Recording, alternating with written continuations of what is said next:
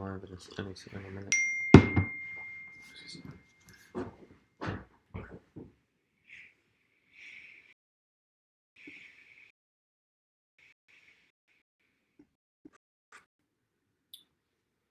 Which one's mine? Yours is the blue rim.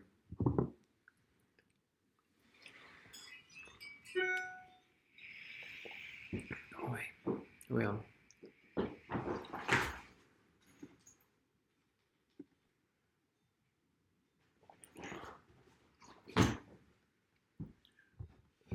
I don't even know if we're on. Oh yeah, we are. Yeah, we're live. 3 viewers so far. All right, everyone. Say hello, Howard. Hello. How are you guys? So weird, these live videos. Unable to connect to chat, man. Your internet's better than mine. It's like a 5-second delay, isn't there? Yeah. I'll have to watch it the other way because it's like that's like 10 seconds out. Well, the chat comes up on AEC. Do you want to get those questions from last night? They're on Facebook. I've got them. Yeah. Okay. I've got them ready. Or do you want to do it? Okay. Oh, see, here you go. Comments. Hi guys. Hi Robert. Hi Alex. Hi Matt. How are you guys? We have Howard with us this evening. Yo! For another live Q&A sesh. Just to give me someone to talk to more than anything else, apart from all of you lot. Makes me seem a bit more sane. Hanging out with Sean Hodge, lads. Lads! No, I mean, it's more sane to talk to you than it is to talk to my computer by myself. On your own, my in your bedroom, room. Without any pants on. with a box of tissues. Oh, Adam. We are live, don't So forget. glad we're here, and we do have pants on, The in case you're level of, interested. this is the level of maturity of the broadcast. Pants. So we do have a selection. I put a thing out on Facebook. Final Flame Productions. Hello. Have you got that thing on Facebook? Yeah, I did. So we've got a few comments, a few So questions. I put a post out to have some business-related wedding questions that we can answer. So just if you've got any comments on this live stream or you want to chat to us, leave a comment here and we'll read them. But just until we get going, there's a few. One of the best ones. questions that John Boy Wilson asked was, do you need a second videographer to help you in and out of those super tight kecks? Now, if you refer to my response, I say no. All I need is some Just baby oil. baby oil. Yeah. Yeah, so we've answered that for John. It's not. I don't think it's a serious question, do you?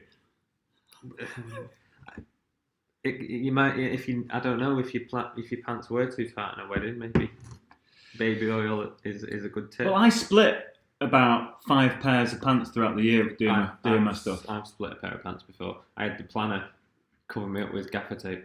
Was it I've been gaffer taped up before. Hmm. It's not nice. Okay, we'll get into proper serious chat in a minute. But actually, whilst we're on that topic, it's not a bad idea at all to carry a spare pair of clothes in your bag if you don't, because I've spilt coffee down white shirts before and I've split pants before. I take a spare shirt and a spare pair of pants every single wedding. I do now. I'd learnt the hard way. I spilt a coffee down my white shirt before a ceremony, and I went in the church toilets and I took my shirt off and I was like rinsing it in the church sink. Doesn't like look cool, does half it? an hour before Videographer with a coffee stain down. It's not So too professional. half an is hour it? before the ceremony, I was like trying, and then I had to dry it under the hand dryer, and then I had to just. It worked though. I got away with it. Can't tell a story about when I shit myself at a wedding, can I? No. Right. Maybe include it in the club. Do your cups match the wallpaper? Not far off. This one is a bit more like, a little bit like that. The blue, yeah. Excellent level of observation. Right, come here. Let's actually have some. Oh, this is a good one for both of us, I guess. Where do you cut off taking so many weddings a year to maintain a nice work-life balance? Me, I do. It's not really relevant for me because my work is finished when I leave the gig. But Fair point. I used to do 120, 130 gigs a year at one time, and I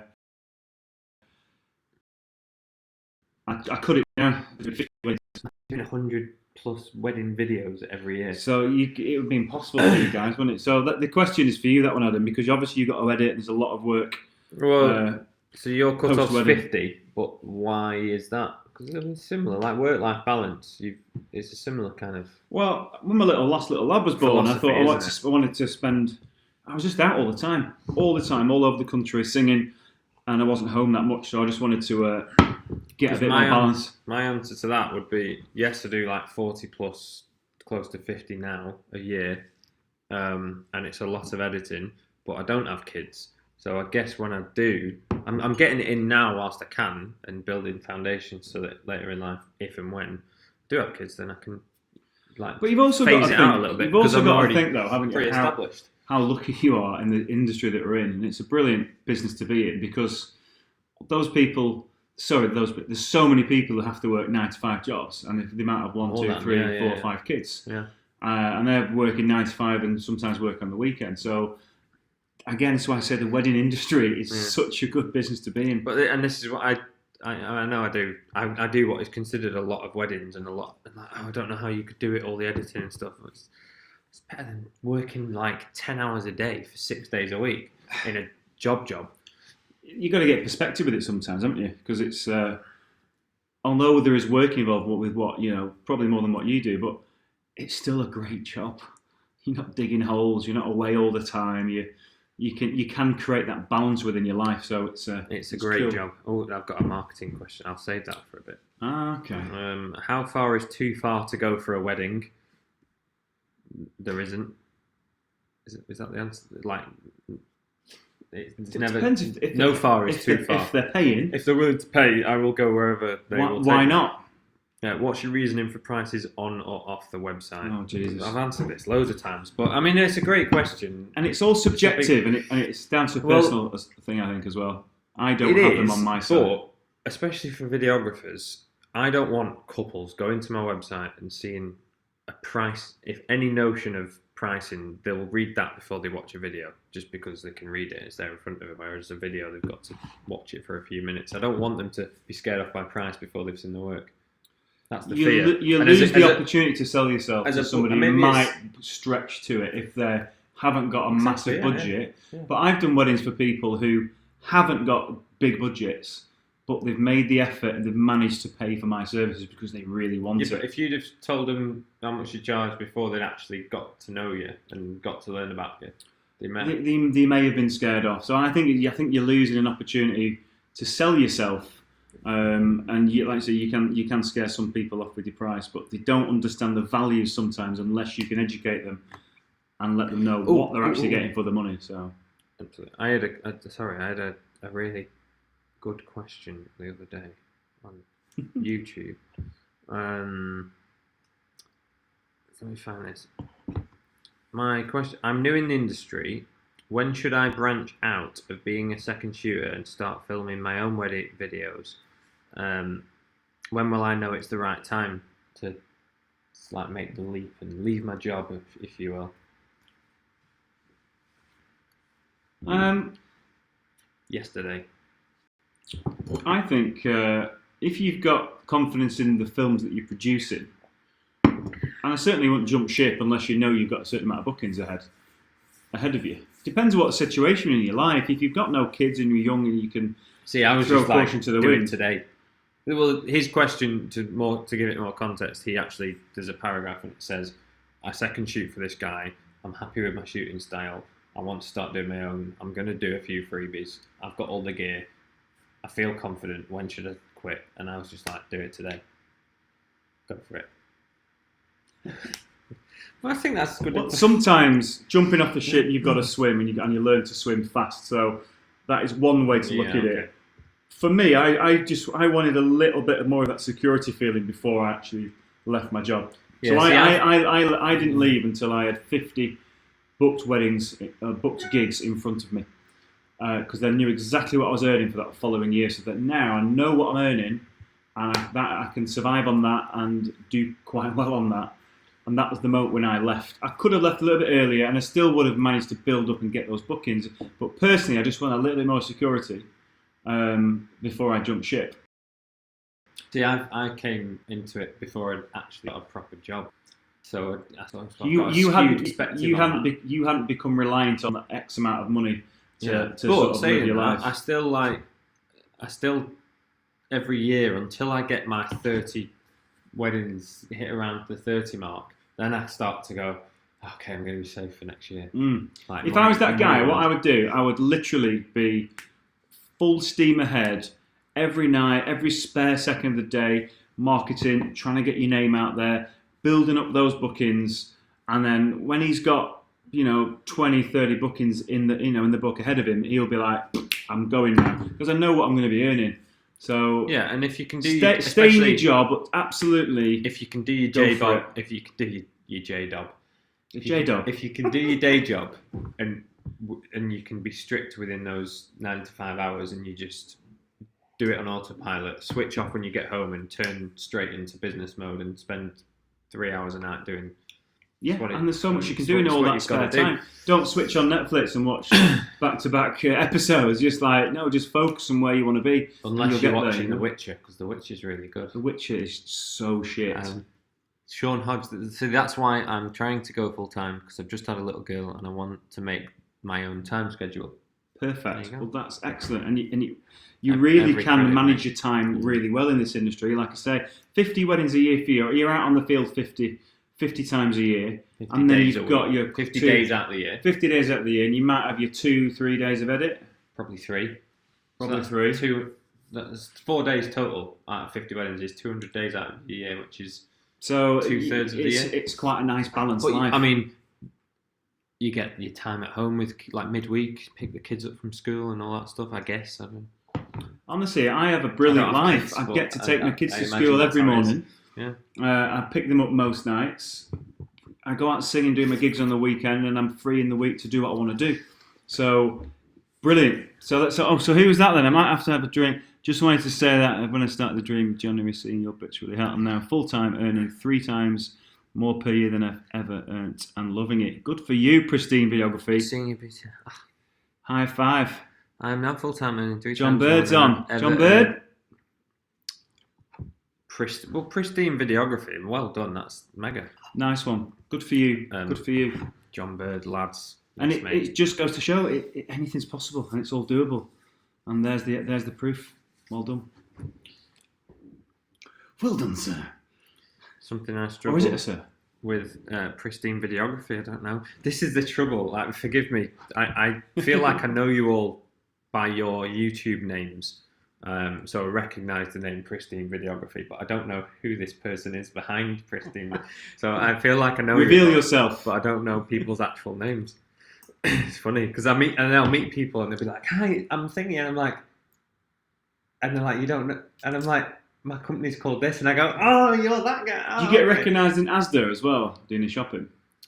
Yeah, or never. So no. annoying, so annoying. I think someone stared me out once in Tesco, like one time where they really were staring at me and double taking, and I was like, I wonder if that was it somebody honing in on your boyish looks, maybe? Is that what it was? I thought maybe they recognised me from. Cool. No, I saw a guest from a wedding once at the Trafford Centre, and I was like, "Oh, mate," and he was like, "Who are you?" And I went, "Oh yeah, yes, because I've seen you in the wedding film so many times. I feel like I know you better." That's the one. You know, you guys editing these films, it must drive you insane. Oh, see, Pristine, it's Craig. Craig, how are you, Craig? So I see him in the Facebook group. So there you go. You know. See, now. I see the names in the Facebook groups. I see the different names on the YouTube. I don't connect the together. But there you go.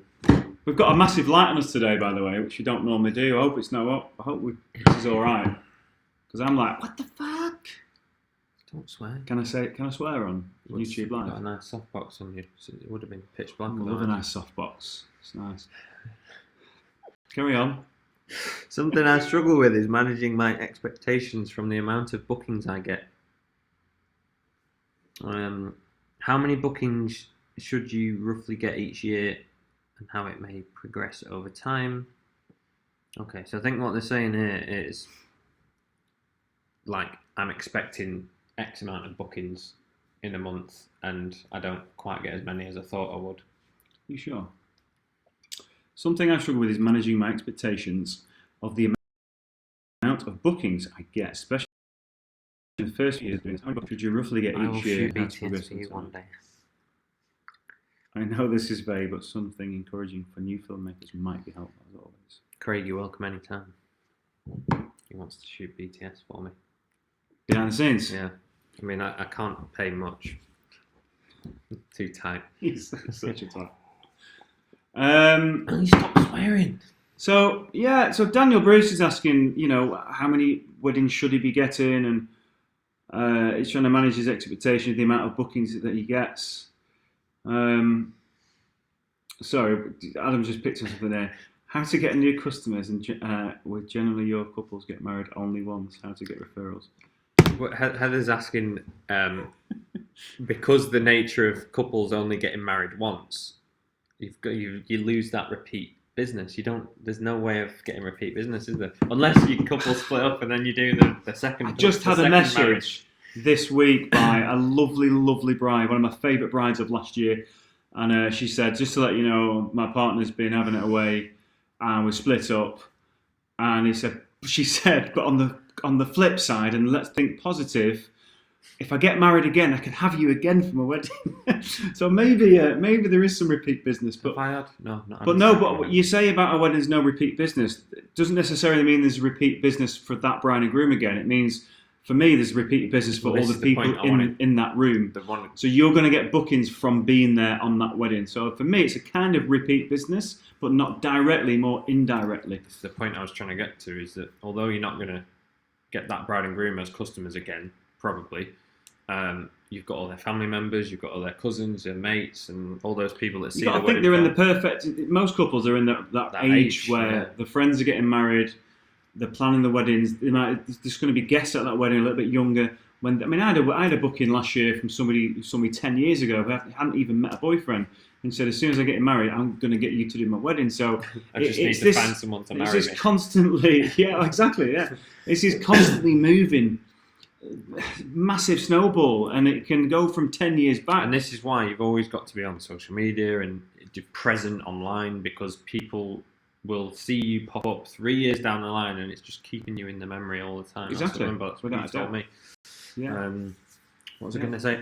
I mean, for us, there is kind of upsells and repeat business with couples, because you can, like, on anniversaries, you can sell USBs and wedding, like, photo albums if you're a photographer. And, well, that's more of an upsell, isn't it? But yeah, I mean, they're upsells, yeah. It's like, obviously, with photographers, repeat business is going to be things like family shoots, baby shoots, family events, I've had and things like that. A couple of couples last year that waited till it was their 1 year anniversary, and then they were like, "Oh, remember that thing you offered us? Now it's the 1 year," and we're like in the wedding buzz again. Now we want it, and we've got the money to pay for it. So I don't market that to people. It's just happened. I used to do a first dance surprise a year after the wedding, where I'd offer the service of turn up at a restaurant and just be behind a curtain and pop out, sing their first dance that I sang them a year prior. Sounds really sold creepy. A few. Sounds I know it sounds a bit weird, doesn't it? A bit of a peeking Tom with a microphone. But I sold a few, but I didn't pursue it because it wasn't something that I really wanted to do. Did you hold half your face behind the curtain and you sang? Fly me to the moon. Maintain the peep. So there are ways to get your peep business, but the main one is the people in that room. Matt asks, me and my partner have decided to team up. We're almost starting again. New website, new name. We want to charge 1,500 plus. What's the best advice to get in front of the right couples?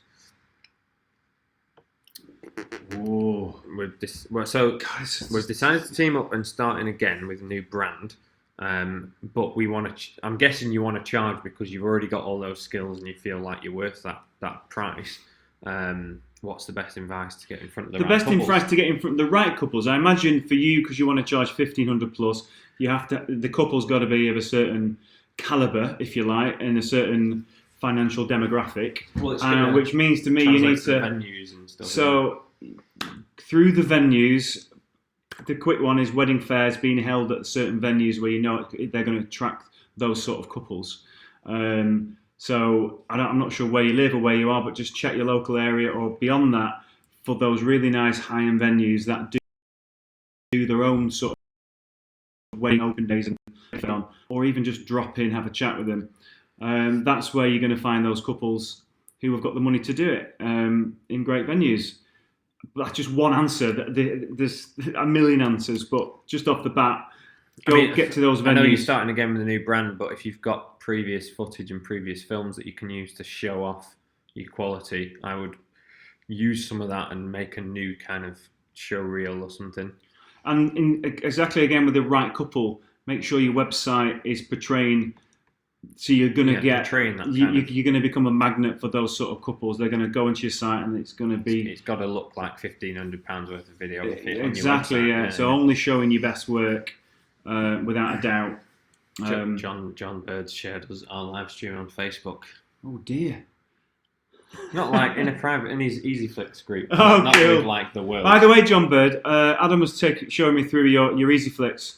Every credit. What a geezer you are. That is what an undertaking to do. And I hope you're success with it, mate. And it looks amazing. So kudos. Well for everyone done. else listening, watching, EasyFlix is a platform for delivering your wedding films and photography online, a bit like Mediazilla. If you've not heard of it already, it's really good. It's set out really well. It looks slick. It does everything it's supposed to do, and it does it well. So, a lot of work gone in there, John. Nice work, pal. How's about a vlog on PRS church music licensing? That's one for me. Beautiful Philippines. I will. Maybe I will do a video on PRS licensing for churches. I only get asked for licensing maybe once a year, and I just pay the individual PRS license, which is like £10 in the UK, around about that. So I certainly wouldn't get an annual license because I never get asked. Basically, if you go into church once a year or two, they'll say, "Have you got your license to be able to record the hymns and the?" Yeah. And I just pay a license if and when, because the couple normally tell you in advance if the church are after it. We've got Sean Hodge, wedding film. Do you get much work from wedding planners? Mate, no. No, I'm curious. Do you? Because I do a bit. Probably two a year. Different for me. Because I don't want to work with wedding planners, so I don't do anything to progress that and make that happen. Before you alienate yourself from planners. I like planners. I think they're great. But explain why you don't want to go through planners. Because I like to have direct contact with my couple, and there's somebody in the middle, and it can be difficult. I had it once where I had to, every time I wanted to know or find out or ask a question, I had to do it through a third party, and I didn't like that. Well, no, just because what I find is I booked a wedding the other day through a planner, and the planner already knows me. She has my price guide, so it's dead easy. Perfect for you. She can just go, Adam, are you free on this date? I say yes, and she just came back straight away with great booking in. A couple happy because she's already shown them all my stuff because she's already got that from previous. Easy peasy. So it's like I just got a booking without doing it. It was great. So working with planners for me in that respect is great. But then when you do need to have contact with the couple, I don't have the couple's details at this point. So if I did just want to check in with them and catch up with them directly, which I like to do, I can't without going back to the planner. You need to do it because you've got to manage their expectations. You've got to make sure you deliver that film exactly how they want. It's very important for you, isn't it? But it's important for me, without a doubt. So I don't like to have it in the middle. But also, I find they're looking over your shoulder on the wedding day. It's like you've got an extra person.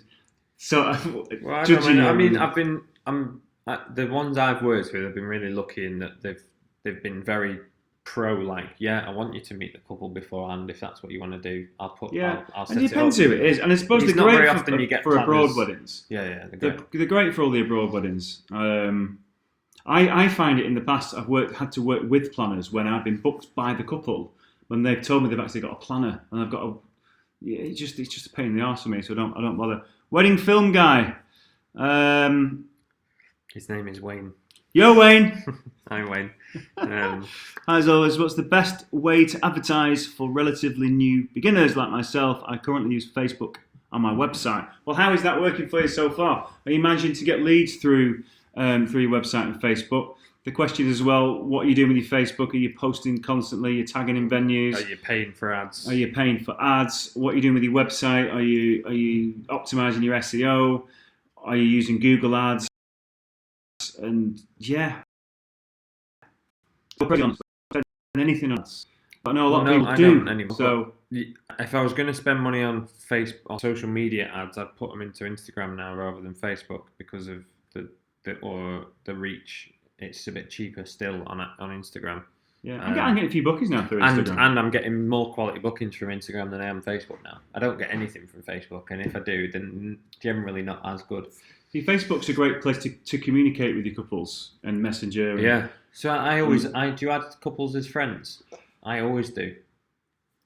I have a lot of communication through my page because I always tell my couples not to friend me as a friend on Facebook until after the wedding. I don't want to spoil any surprises. Yeah, but we can do it through my page. I know a lot of videographers that don't friend their couples on principle, like just because it's my private life. I don't want to, but I friend all my couples and find it works really well. Well, I mean, I'm like for personal branding. People book you because it's you and they want to be your friend and they want to see. And also, when I turn up on the day, in you, on the morning, they're like, "Oh, I saw what you had for tea last week," and like just lame everyday stuff like that. But it's that little connection. They like it. I saw you at this place the other week. I've been there. It's good, isn't it? You've got that connection without connection. It's indirect and it's nice. My couple came around last night and went, "How's your holiday?" I saw it on Facebook. And I was like, "Oh, great! You've been looking at my stuff." But they feel they know you. It's just building building that rapport, even when you're not there. Social media world where you feel like you know people through their thing. Hey, Chloe Wong. Chloe Wong. Hey, how's it going? That's how weird is that? Is it actually your Chloe? I don't. Well, because my sister's called Chloe, which is obviously Chloe Wing. It's not a wind up. No, there could be a person called Chloe Wong. It's just it's not. Funny coincidence. She just said it again. Oh, it's Wing. Hello, Chloe. It's Chloe. Yes, yeah. Yeah, Chloe, you spelt your name wrong. Chloe Wong. That's brilliant. Right, any more questions? Let's go. How's about a definite vlog? All right, you got that. Oh, God. So wedding film guy, great. Yeah, advertising. How is it working so far? Are you finding you're getting bookings through Facebook? So and what things are you actively doing? Instagram. What else? We went off on a tangent. I didn't realise it was wrong. Sorry. It's all right, Chloe. You don't have to apologise. Oh God! Just go away. Find something better. Got a little sister on the feed. Yeah. Brilliant. How embarrassing. Go and finish editing. I thought you got all the Indian guys to do new beginners. For advertising for new beginners. I would say just constantly posting on Facebook and Instagram. I know in terms of uploading. I've got a section on this on the course that we're doing about what to do from scratch. You've got all the skills. What do we do as a first point of call? And it's going to be. There's a lot in there. Oh, slept in the course. Ooh. Well, I was going to suggest uploading to YouTube and how you can use SEO within YouTube to get your videos found. Because I got an inquiry the other day from a couple searching for their venue, and then my video popped up. So YouTube's a real good source that not many people are tapping into. Again, we cover that. We did our own course on YouTube SEO some number of years ago, didn't we? How to rank videos on YouTube, but that also get seen on Google. So you could do it as a what for you? Is it the Galoo Seaside? Yeah. So if you search for Galoo Seaside Wedding Cyprus or something like that, my YouTube video pops up at the top of Google before like all the normal results, all the website results. And there's a bit of a trick and a knack to be able to do that. Yeah. So I titled the video with the phrase that I wanted to rank for. I put that phrase in the description. I put that phrase in. I called the thumbnail of that I uploaded. That phrase. I cut the video file that I uploaded. I gave that the same. Use the same phrase. There's like a 10-point checklist to what you should be doing with a YouTube video.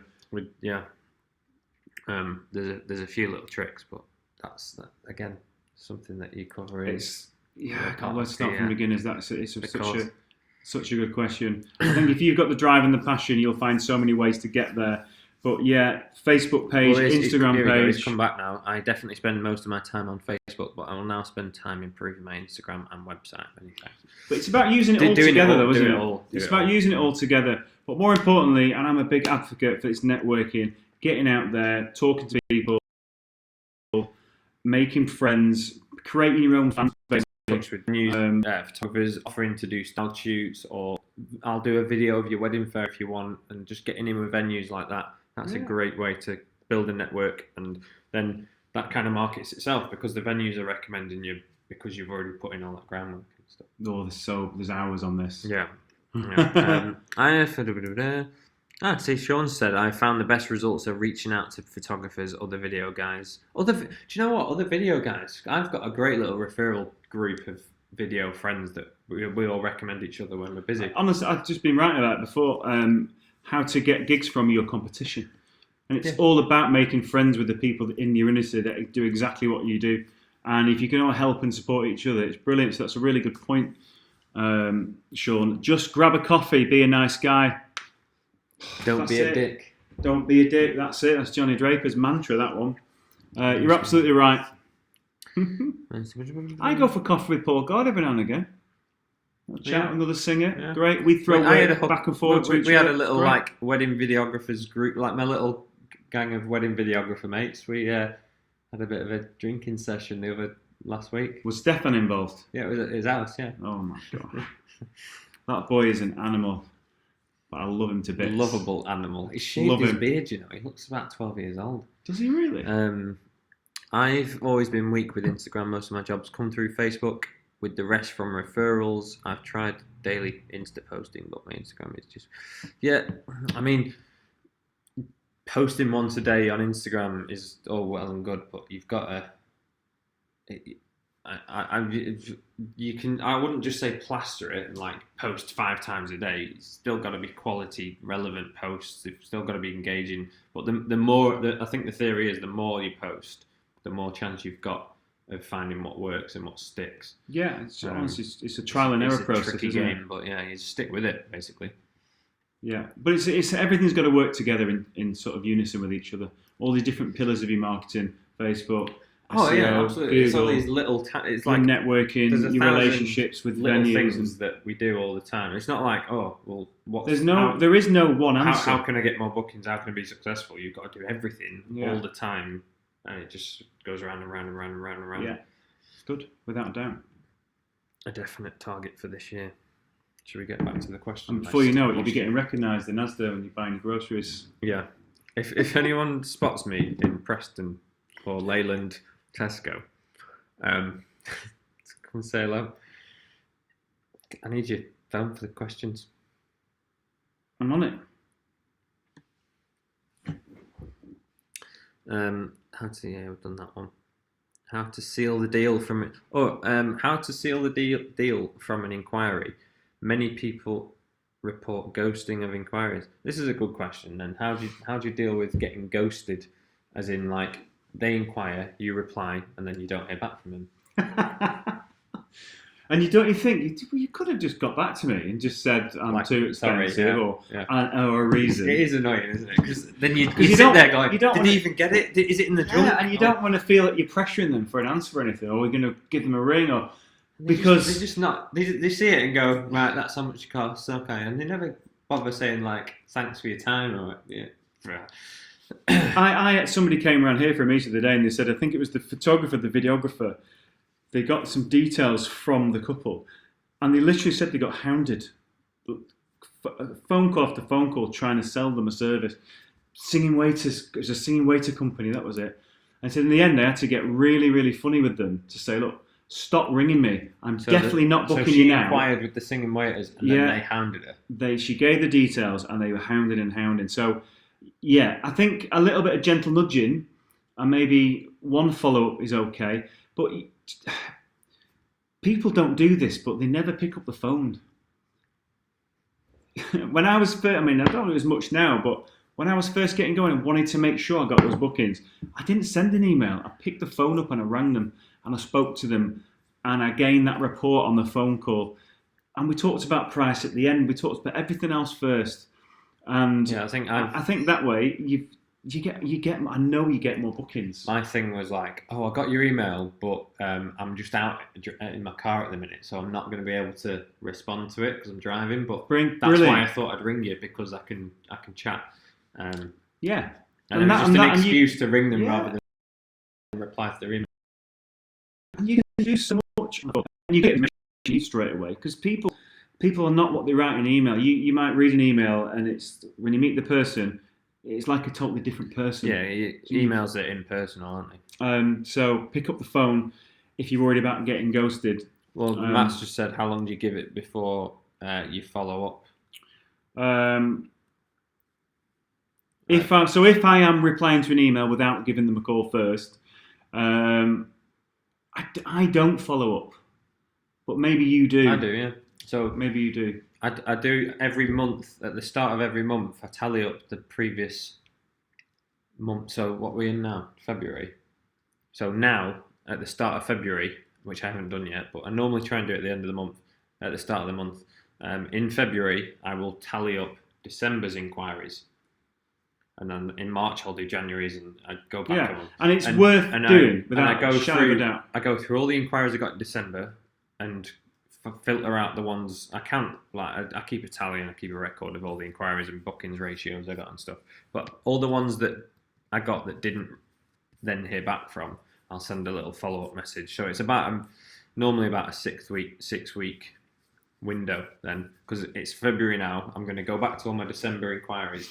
All the ones that I never heard back from, I'm going to say, hi, just checking in because someone else is asking about your wedding date. Use that old chestnut. Yeah, I think 6 weeks is too long to follow up. Yeah, well, maybe. Because they might have booked somebody else in 6 weeks. So I mean, there's well, it's not. The jury's out on this one, isn't there?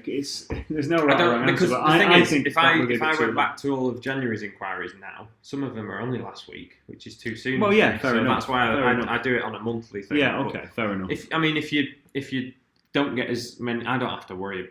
I just do it as a formality, and I do get the odd couple then coming back and going, oh my gosh, yeah, sorry, we're just really busy, we're still interested, and you know. Yeah, and there's some ways to approach it so it doesn't sound like you're hounding them. Yeah. As in, pull the one out of the bag like somebody else is asking. Someone else is asking about your dates. I'm just wondering if you're still interested. And then by using that one, you get a definite answer as well.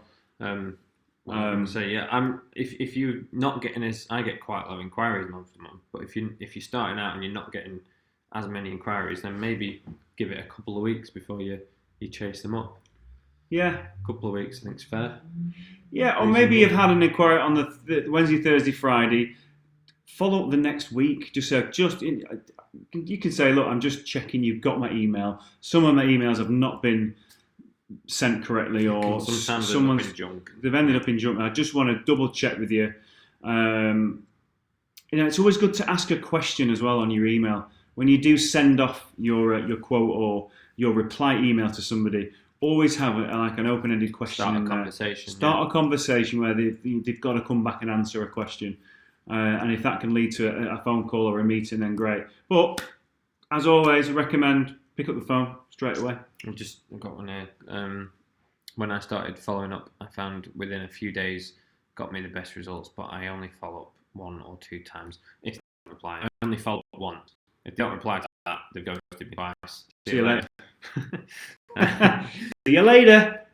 But sometimes they're like, I've not heard back from you, and then they go, oh my gosh, sorry. It can prompt them to be like, yeah, actually, we are really interested. We just got busy. Yeah. And like, people have lives. Don't take it personally. Don't get upset about it. People have busy lives, and the thing is, I'm booking, I'm managing 40 weddings a year, 40 couples a year. They've only got 1 wedding to think about, and it's 18 months away. So they're just like, yeah, I'll get back to him. I've got time. Yeah. Well, you need to really kind of sell that urgency, don't you? I only do X amount a year, and Yeah, that's when you say I've got limited dates and days. Oh God, I'm so pleased that your date is still available. That month's it's the last one less than the month. Just there's ways you can word things. I was surprised at the follow ups where I just assumed all that didn't reply just didn't want to book, but some do. You're right. Some do. Or they might just need a couple of days, 2 or 3 days to think about it before they get back to you. So, is that my phone? Yes, it's your phone. Yeah. Do you need it? I'm going through questions. I know. I need a wee. Can I go for a wee? I'm going for a wee. We're going to stay on for another 15, 20 minutes. But that's meant to.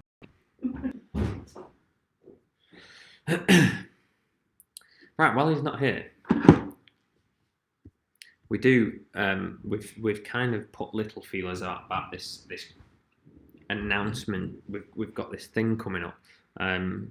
We're doing a course, right? So there's going to be a video that I'm putting on Friday with more details about it. We've kind of been trickling little seeds about it up to now, but there's going to be a proper video with the first actual mention of this course on Friday. But if there's anyone that's watching now, and just while I've got you, please comment if you would like to do. We're doing an online course about filmmaking and business and starting and building a wedding videography business. We're making a course about it. I'm really excited about it, and we've been working hard on it behind the scenes, and we think it's going to be really good. So if there's any interest in that at all, whilst I've got a few of you, please comment. But there's going to be more info about that coming soon. Excuse me. I feel all alone all of a sudden. Where's the best place to direct your income from weddings, gear, training, and marketing? This was a question from Mark that I got on Facebook the other day. Where is the best place to direct your income from weddings, gear, training, or marketing? If you've got... Gear's a tricky one for me because I'm not really a gearhead in terms of kit. I've just got my tickets for the photography show in March in Birmingham, and I'm sure there'll be some shiny toys that attract my attention. But I'm not much of a gearhead, and now that I've got the 2 cameras that I need, I don't feel I need to get gear anymore. So if you set up and you've got tools that make a good wedding, like, why would you bother spending more money on a newer lens or something? Are you encouraging Sam to watch the thing? She's just wondering. So I wouldn't put my money into gear. I do think I've got a question here. Where's the best place to direct your income from weddings? Gear, training, marketing, reinvesting your money. I don't.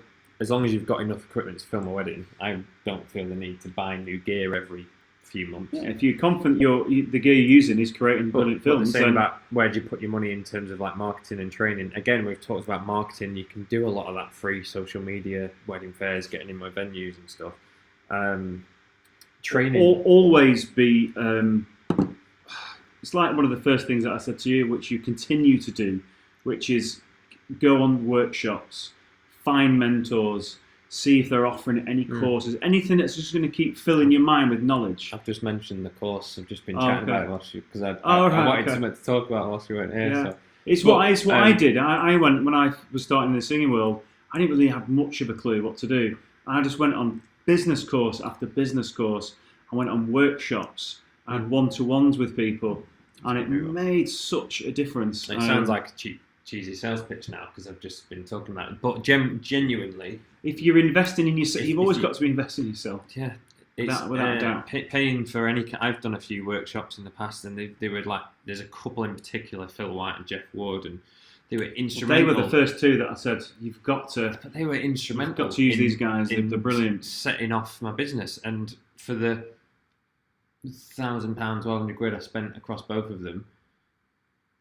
That set me off. Like, that's a no-brainer. Looking back now, it was a no-brainer. Like, take my money. Yeah.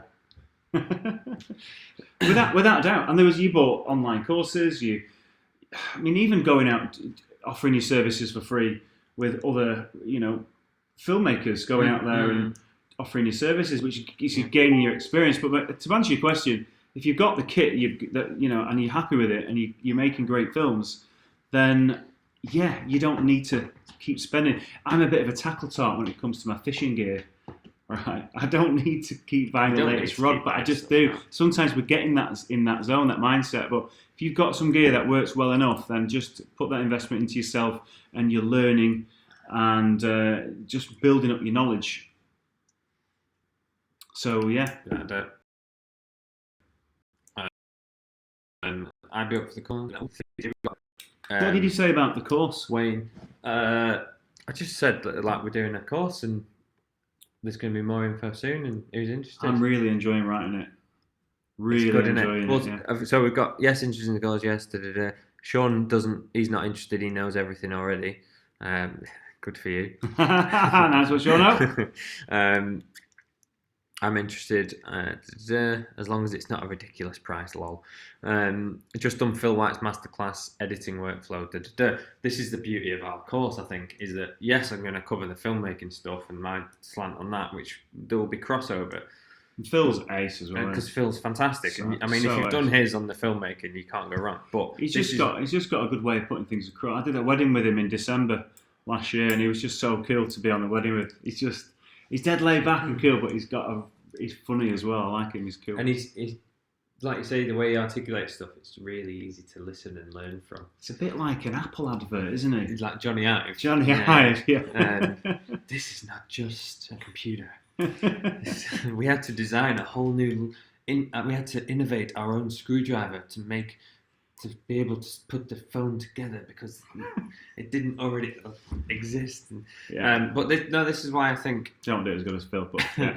our course will be good because it's so heavily business focused and we're giving all that stuff. It's like I said right from the start. You can, and I know so many photographers and videographers who are epic at what they do, and they're just not busy enough. They've just got no idea what to do. So for me, I'm loving writing it. So there's just so much to do though. You've given me an epic task here, young wing. But I'm facing it head on. You know, I've given you an epic task. Give it yourself. Don't put it all on me. Yeah, all right. I'm enjoying it. Yeah, we've basically spent weeks scripting. Not even started filming it yet. Done little bits, but yeah, it's coming soon, guys. It's coming soon. Please bear with us. If I do the course, I will end up. Oh, I'll put a comment here about. I'll put the little link. There's a little register your interest link for those people. Oh, we've actually got a few people saying they're interested. Boom! There's a little link if you want to check it out. It's out there. Oh, cool! I thought I'd just put the little. If there's a link just in the comments there, I hope you can see that. If you want to. It's going to be about a 6 months launch for the time we're finished. No, it's not. We're hoping we're hoping to have it ready by mid-April, probably. Aren't we? Yeah, we'll see. Yeah, before the. I don't want to rush it. You see, really it needs to be good. Yeah, exactly. Is there any other questions that we can, or any other topics that we can discuss? We've only got about 10 minutes left before we need to close up. YouTube is not receiving a video to maintain smooth streaming as such. Will experience buffering. Yeah, I'm sorry if you got buffering, guys. Your Wi-Fi connection is better than mine. Trust me, man. It's terrible. Yeah, I have to. If I want to do these at home, I have to tell Jade not to watch Netflix because I can't. we can't manage both at the same time. Cool. Right. So let's just try and get a couple more questions banged out to fill the last 10 minutes. How do you justify to a couple that an £1,800 video is better than a £750 video?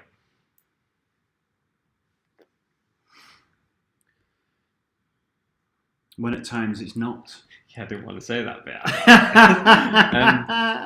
So I've had this. I've had brides and grooms inquire with me, and I send them my prices, and then they go, "Wow, someone else we spoke to was only 1,200, 1,500, 1,000. Why are you dearer?" like justify yourself. You want to try and take that out of the equation by That's how the you answer, present and yeah. market yourself. Or you only want your couples to want you, no matter what you charge. And There's a limit to that, but you're always going to get those kind of inquiries. But for couples that are not that bothered in it, but it's a bit of an afterthought, then yeah, 2,000 or plus might be a bit of a stretch, and they just want to get something because they just want to film. But you want the couple to just want you. And I think if you can, market yourself correctly and build enough personal rapport and you really work in your personal brand, then they just want you. Yeah, and it's all about portraying, like you say, portraying yourself. The films are only going to stand out so much in videos. Generally, weddings that follow a similar format. There's only so much you can do to stand out in an industry where there's so many good wedding videos, but you yourself can stand out as a person, and you want to make people buy into you as a person. Absolutely. And then there's the argument of like, well, if you have your prices on your website, because you're always going to get those couples that will inquire and have no idea and not be in that you're not in their price range at all. You're going to get them, but I think it's worth having those and replying to those. Why not? I don't like putting prices on my website. I know it gets rid of those kind of inquiries, but people might say you're just going to get a lot of people who just want to know your price. You're going to get a lot of tie kickers, but why not reply to them? Because there's the chance that somebody who doesn't think they can afford you actually can if they really stretch it. So you've got an opportunity to sell yourself. But we've got to go back to this question, haven't we? Well done, right. I suppose we answered that, didn't we? Make sure they're booking you rather than your film or the price of your film. Robert Barry, that was my question, but what answer do I give the client if I... Oh, Robert, okay. So, okay. Robert, how are you? Here you are. So what answer do I give the client if they ask? Yeah. So, like I say, I've had this question before, and I just skirt around it, to be honest. If they came back and said the other person we got a quote from was cheaper, why? I'd just say, well, look, this is what I charge. This is the package that I offer. Here's a couple of examples of my films, so that you can hopefully see the kind of quality. But if it's totally up to you at the end of the day. I understand you. I don't feel the need. You have to justify why you charge more than somebody else. And I would just say, look, if I know you're on a budget, feel free to go to the other company if you want. But this is what I charge. Here's my. You could even. I mean, sometimes when I get asked for discounts, some couples just go on. What can you do us? Some people, to get the deal. Sometimes and some couples will just want anything. Yeah, as in a deal. And sometimes I'll just say, well, I can't drop the price, but I'll stay for an extra hour in the evening, or I'll. Perfect. That's the way. Add little extras rather than sort of a little bargaining chips, or I'll do you a little teaser film, like a little. But going back, how to justify somebody else is charging 1,800 and I charge 800 and somebody else is charging 750. I won't worry about justifying yourself to somebody. It's a bit of what a shitty question from well, why are you more expensive than him? Yeah. It's like, do you really want that couple? Yeah. Yeah. Especially if they're asking it direct question and they're asking for justification. Well, just say, look, this is what I do. This is my style. You'll know your USPs. So it's a case of you kind of portraying them to your couple. So, well, this is why I charge what I charge. My films are at this standard. Whatever your unique selling points are, then you've got to sell that to them if you really want to. For me, I probably just reply. Well, the thing is if you just go back and say, look, this is what I charge, feel free to go to the other guys, you'll probably skip. All of a sudden they'll go, oh, no, we do want you. Oh, God. Do you know what I mean? You'll probably scare them into booking anyway, because then they'll suddenly start going, yeah, but that guy was a bit dearer, so there must be something in it. There's a perceived value. God, you know what I'm like with my pricing. I consciously be more expensive than any in my competition in my area. I consciously always want to be more expensive than them because it makes them wonder why. Why is he more dearer? He must be better. And that can lead to a phone call and it can lead to a meeting because people are just curious. So we've seen him and he's that, and why are you this? Or come and sit down, I'll tell you. There's another interesting topic about kind of what we like. You based on your own lifestyle and experiences, what you think is expensive. Like you have your own kind of relationship with money and like some people think I'm extortionate, but then I'd feel bad charging 10 grand for a wedding video because I'd never pay that myself. And True. You've got to kind of distance yourself from that as well. But there's another argument there. The argument as well is if you were charging 500 or 600 quid, somebody might think, well, he can't be that good. He's only charging that. Yeah. We want, it's horses for courses. Why does somebody drive a Ferrari? Somebody drive a Ford Escort? It's some people want to pay more. They just do. And this is what comes back to selling yourself and selling that whole experience of how you're going to be on their day, how you're going to get on with them, because it's almost like test driving that car. It's steering the other one. Once you get in it, fix it. Exactly. It takes the money out of the equation, and if you can make them buy into you and they love you, then they're like, well, it doesn't matter how much it costs, we've got to have them. And that works so well for you, I suppose, doesn't it? Oh, every time. And I enjoy that relationship process with my couples. I love meeting them. I love chatting to them on the phone.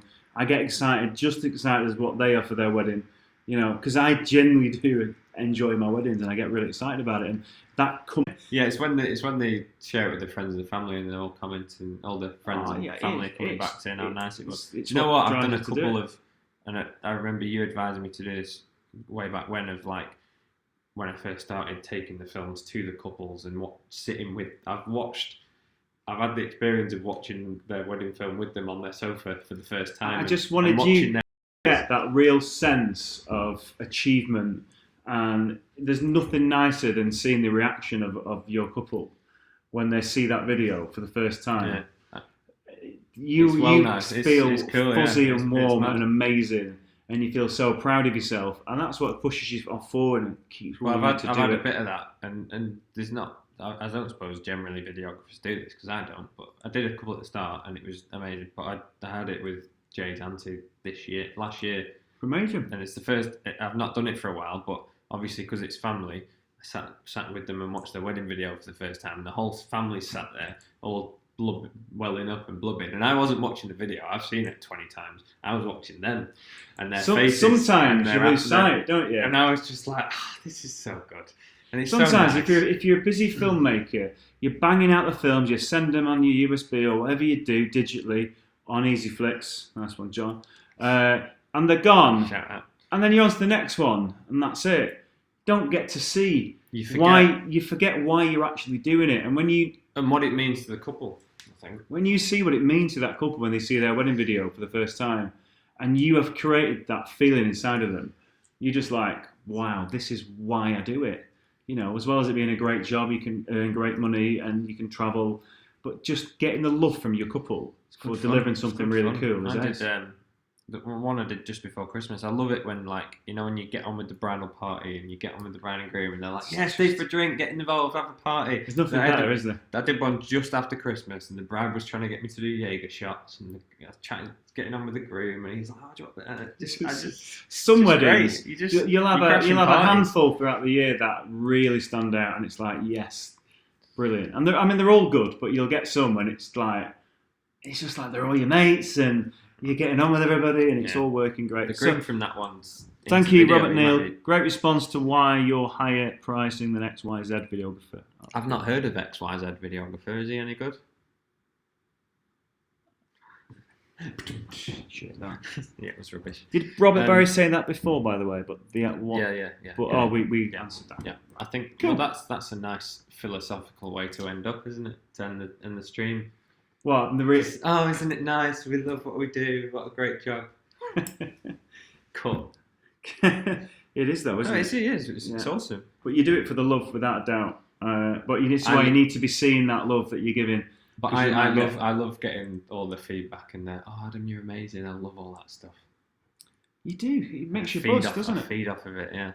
Lols. Nice one, Robert Neal. So that's us guys, all done. Like I say, there's a link in the comments somewhere there about this course if you want to register your interest, and there'll be more info to come soon from myself and Howard. There's going to be a few follow-up vids, but you'll be doing your usual upload stuff on YouTube. Oh yeah, the YouTube channel's still happening, obviously. Yeah, cool. And when are we doing another Wing Wednesday? Guys, any topics for a Wing Wednesday, give us a shout, we can do a video for you. I've got a I've got a topic for the next Wing Wednesday. What's the So topic? maybe we should do it in the next week or two. What's the topic? Put me on the spot. I honestly can't remember, but I had it written down. What to do when inquiries dry up? How to regenerate leads and stuff. I had about a week, not long ago. Maybe a couple of weeks with no inquiries. And you're panicking that time. Nah. What's happened? Oh my god! And then like buses, they all come at once. Well, that's a good topic to talk about. Well, there you go. actually. We'll save that for And- Wing Wednesday. And Yeah. I will be back this time next month with another live Q&A stream.